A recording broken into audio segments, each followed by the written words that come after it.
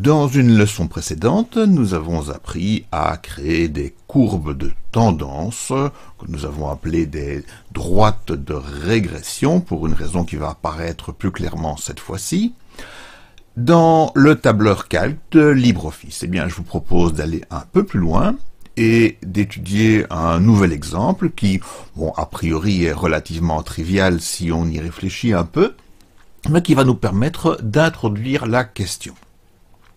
Imaginons donc un fabricant de crêpes qui dispose de poêles de différentes tailles, dont rayon de 10 à 22 cm, et qui voudrait connaître la règle qui existe entre le rayon des crêpes qu'il fabrique et la masse de ces crêpes. Alors il a fabriqué un certain nombre de crêpes, ici il en a fabriqué 5, et il les a soigneusement pesées.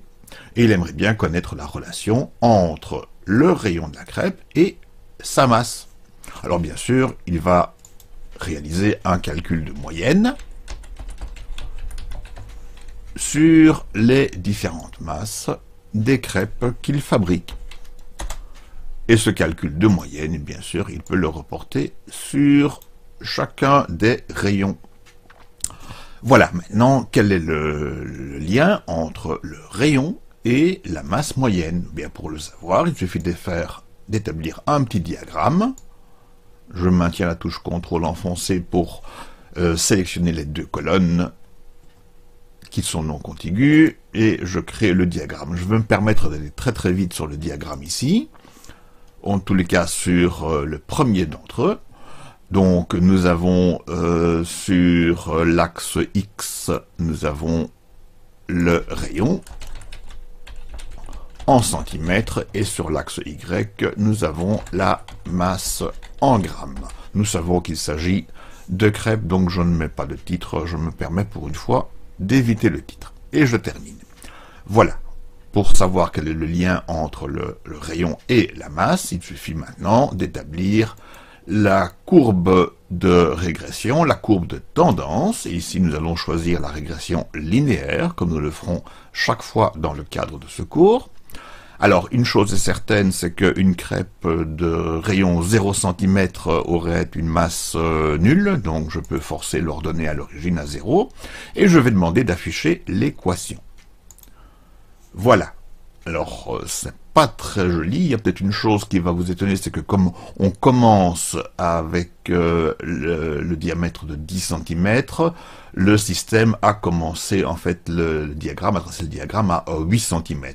Alors, peut-être ce serait plus clair pour nous si nous formatons l'axe et nous démarrons non pas en automatique à 8 cm, mais nous mettons 0 cm. Ce sera plus logique pour nous, et nous voyons donc que effectivement pour 0 cm de rayon, nous aurions une masse nulle, mais regardons l'équation, la droite de régression. L'équation ici, évidemment, est imbuvable, mais ça nous pouvons régler très facilement. La droite de régression est concoctée par le logiciel qui ne se fait pas prier. On lui demande d'établir une droite de régression. Lui, il l'établit. Mais il est clair que cette droite de régression ne correspond pas beaucoup au diagramme que l'on attendrait. Donc ici, l'équation qui existerait entre le rayon et la masse est sans doute fausse. Qu'allons-nous faire? Eh bien, si cette droite ne colle pas avec les points expérimentaux, nous allons réaliser un autre diagramme. Donc je mets celui-là sur le côté, et nous allons maintenant tenter de faire un lien, non pas entre le rayon et la masse moyenne, mais on va essayer de le faire entre le rayon au carré, qui sera donc exprimé en centimètres carrés. Et je calcule donc ces rayons au carré, donc c'est le rayon au carré, voilà qui est fait. Je vais reporter le calcul partout, et je peux maintenant recommencer un diagramme. Cette fois, je sélectionne les valeurs du rayon carré, la masse moyenne, et j'établis le diagramme. XY, je me permets donc de nouveau d'aller assez vite, avec De nouveau, sur l'axe X, nous avons les rayons au carré, le rayon de la poêle au carré, donc en centimètres carrés. Et sur l'axe Y, nous avons toujours la masse de la crêpe, toujours exprimée en grammes quant à elle. Voilà. Je termine le diagramme aussi sec, et je vais maintenant établir la courbe de tendance, qui sera donc une droite, c'est notre choix. Voilà, et nous avons cette fois-ci quelque chose qui ressemble plus à ce que nous pourrions attendre d'une droite qui collerait avec les points expérimentaux. Alors, je vais donc encore demander d'afficher l'équation. Nous savons toujours qu'à l'origine, une crêpe de 0 cm² aurait une masse nulle, il n'y a pas de souci avec ça, et je vais écrire l'équation telle qu'elle. Voilà. Donc, cette fois, entre x, alors attention, cette fois-ci, quelle est la valeur de x que j'ai choisi? Ce sont bien les rayons au carré. Donc, entre le rayon au carré et la moyenne, il semble bien qu'il existe une relation linéaire que l'on pourra exprimer très simplement.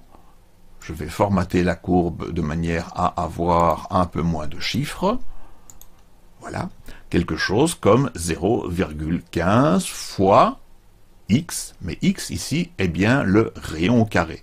Donc la masse de la crêpe, qui est f de x, serait égale à 0,15 fois le rayon au carré. Alors si on y réfléchit bien, c'est assez logique, puisque le rayon au carré va nous indiquer la surface de la crêpe, et en principe, plus la surface d'une crêpe est grande, plus sa masse sera élevée. La masse de la crêpe varie en proportion directe du carré du rayon, c'est-à-dire en fait quelque part de la surface de la crêpe, puisque la surface c'est pi fois le rayon au carré. Donc nous avons ici établi une droite de régression, mais qui n'est plus au premier degré. Nous avons notre variable r qui a été mise au deuxième degré, au carré, et nous avons donc l'information qu'il y a une corrélation entre le carré du rayon et la masse moyenne. La recherche de la méthode qui permettra de faire un lien linéaire entre une grandeur et une autre, en passant au carré, voire en passant au cube, est ce qu'on appelle une tentative de linéarisation. Donc on a un problème qui n'est pas linéaire, on tente de le rendre linéaire en mettant au carré, au cube ou à la racine carrée éventuellement, pour obtenir une relation linéaire entre les grandeurs mesurées.